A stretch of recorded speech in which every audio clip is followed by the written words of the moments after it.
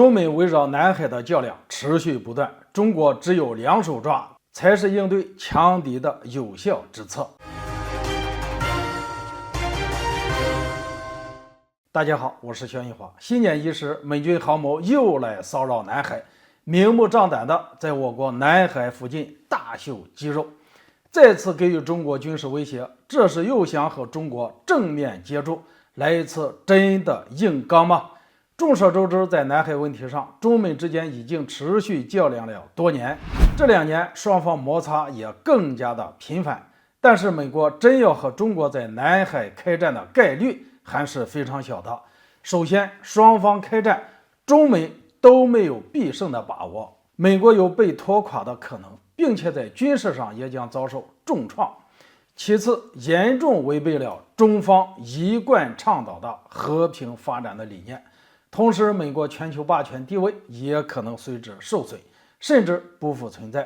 新年刚过，美国航母便闯入南海挑衅中国，可能是因为最近美国国务卿布林肯要来中国访问，美国又耍起了他们惯用的伎俩。美国期望在布林肯来访之前，通过彰显其强大的军事实力，给中方施压，让中国在某些问题上被迫做出更大的让步。若真让他们跟中方真刀真枪地干起来，美国人应该是不敢的，至少他们很难下这个决心。多年以来，美军频频闯入南海，对我示威，屡次派出航母和战机给中方制造麻烦，甚至拉拢澳大利亚、加拿大等国也来秀肌肉。我认为其主要目的，一是搅局势，搅乱中国当前稳定的局势，拖住中国崛起的速度，从而遏制中国经济和军事的发展；二是刷存在感，彰显其力量，重申自己世界警察的身份，可以随时出兵维持自己在西太平洋制定的秩序，在提升自身军事存在感的同时，进一步团结自己的小圈子，维护与东南亚盟友的关系，强化其集团国的凝聚力；三是示态度。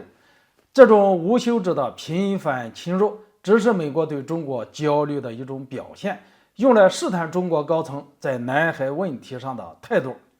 我认为，美国将中国视为最主要的竞争对手和所谓西方制定的国际秩序挑战者，这是对中国综合国力崛起的充分肯定。中国也是目前世界上仅有的可以同时在军事和经济上与美国抗衡的国家。